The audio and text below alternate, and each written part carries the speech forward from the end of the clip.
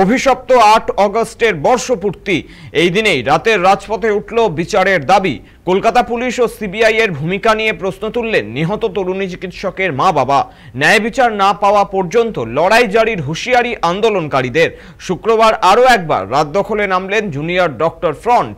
College square থেকে শ্যামবাজার পর্যন্ত মশাল হাতে মিছিল করেন তারা। শহরতলি জেলাতেও প্রতিবাদের ঢেউ আছড়ে পড়ে। কোথায় জাস্টিস? কবে মিলবে সুবিচার? কি করেছে পুলিশ? কতটাই বা তদন্ত করল সিবিআই?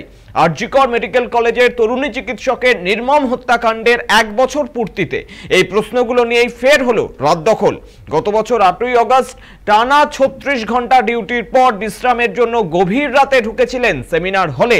হাসপাতাল সূত্রে খবর, সেদিন রাতে অন কলে ছিলেন তরুণী চিকিৎসক। রাত ২টো নাগাদ তার ডিউটি শেষ হয়। তারপরে জুনিয়রদের সঙ্গে ডিনার সারেন। এরপর জরুরি বিভাগের ৪ তলায় চেস্ট ডিপার্টমেন্টের সেমিনার হলে বিশ্রামের জন্য ঢুকে যান। ৯ অগস্ট সকালে সেই সেমিনার হল থেকে উদ্ধার হয় তার মৃতদেহ।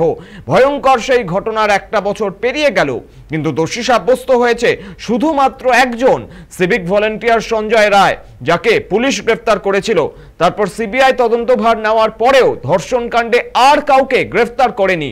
তথ্য প্রমাণ লোপাটের অভিযোগে আর.জি. কর মেডিকেলের তৎকালীন অধ্যক্ষ সন্দীপ ঘোষ ও টালা থানার তৎকালীন ওসি অভিজিৎ মণ্ডলকে সিবিআই গ্রেফতার করলেও ৯০ দিনের মধ্যে তাদের বিরুদ্ধে চার্জশিট জমা দিতে না পারায় জামিন হয় তাদের। অর্থাৎ ১টা বছর কেটে গেলেও এখনো সুবিচার পাননি মেয়েহারা মা বাবা। তাহলে কবে মিলবে সুবিচার? এই প্রশ্ন তুলে শুক্রবার আরও একটা রাত দখল করল মানুষরা। প্রতিবাদের গর্জনে কাঁপল রাজপথ।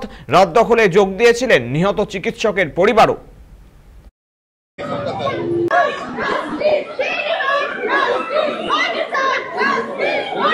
আরেকটু বেশি হলে ভালো হতো, মানে সংখ্যক